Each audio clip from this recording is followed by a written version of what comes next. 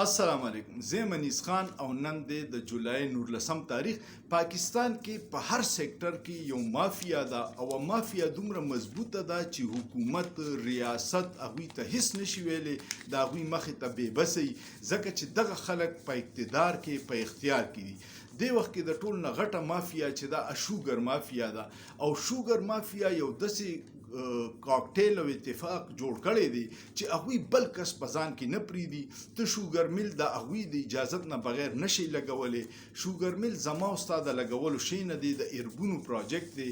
یو شوګر میل باندې کم از کم د 6 ارب روپۍ نه شروع شي او مخکې پسې ځه چې څومره لګي خو بیا ما وی چې تاسو ته ووایم چې د چیني ګرانیږي حکومت اکثر وایي د چینو ګران شو موږ بېوسه یو دا ټول د دې خلکو میلونه دي او دوی د دې مشران دي د چینو میلونه چې کم دي کنه د شریف خاندان 9 میلونه دي د زرداری خاندان چې کم فرنټمن دی انور مجید د هغوی 7 میلونه دي جهانگیر ترین 3 میلونه دي د چودري شجاعت حسین دی فیملی چې د هغې 4 میلونه دي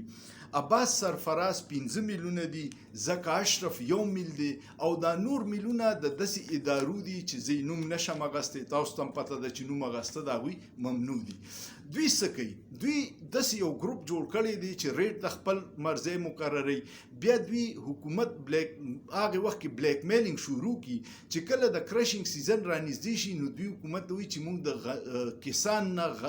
ګنې نالو ځکه چې موږ سره وافر مقدار کې سټاک پروت دی نو د دوی ریټ سیوایي عالمي منډۍ کې کمی نو بیا دوی حکومت ته وایي چې موږ له سبسډي راکړه چې دا موږ ایکسپورټ کړو نو موږ به زمیندارو له پیسې ورکړو په ایکسپورټ کې بیا پیسې والي بیا یو 2-3 میاشتې پس په حکومت کې باندې پریشر دا راشي چې د چینو بحران شي ریټونه خیجي ای کې څه دوی ذخیره اندوزي وکړي څه بهر ته لیږلي نو بیا حکومت ته وایي چې اوس چینی را امپورټ کوو بیا موږ له سبسډي راکړه نو په هغې کې په اربونو روپۍ ټیکس بچت کی او امپورټ کی نو دغه یو ګروپ یې جوړ کړی دی وایي کې دا ټول خپلو کې شامل دي فیصله ساز دوی دي ځکه چې محمد مالک ویلي چې دې پېرې له چینی ایکسپورټ کول نو شهباز شریف وړه نه و خو چې د فیملی په یو میټینګ کې لاهور کې نو هغوی ورته ووایي که چیني ایکسپورټ اجازت نه ورکوي نو حکومت پرېږده نو ته سوچ وکړه چې دا د خاندانونو د مفاد بزنس دی دا د پاکستان یا د عوام نه دی بل خبره ده چې سالانه 6 ارب کیلو چینی پروډیوس کیږي او دې پېرې له په 1 کیلو باندې 50 نه 55 روپۍ اضافه شوې ده نو 6 ارب له چې ته په 50-55 کې ضرب ورکړي نو دا تقریبا 300 ارب روپۍ دوی په دې اضافه کې وګټلې مخکې چې خو بیا کمې ګټلې هغه بیلې دي په اضافه کې 300 ارب روپۍ وګټلې په ایکسپورټ کې ګټه په امپورټ کې ګټه په شارټیج کې ګټه او ولې چې ټول په حکمرانان دي نو ته به د زرداری فیملی نه څه تپوس وکړې ته به شریف فیملی نه څه وکړې ته به شجاعت فیملی نه څه تپوس وکړې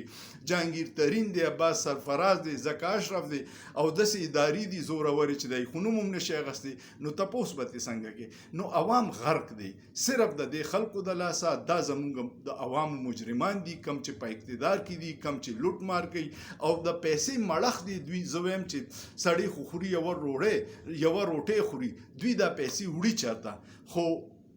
په خاورو به مړیږي چې کله قبر کې کیږي او د دې خلکو حساب کتاب به ورسره بیا د قیامت په ورځ کیږي ستاسو څه خیال دی امید لرم چې ویډیو به مو خوښه شوي ویډیو که مو خوښه شوه کمنټ وکړئ لایک یې کړئ شیر یې کړئ او سوچ پې وکړئ په سوچ کې څه ګناه نشته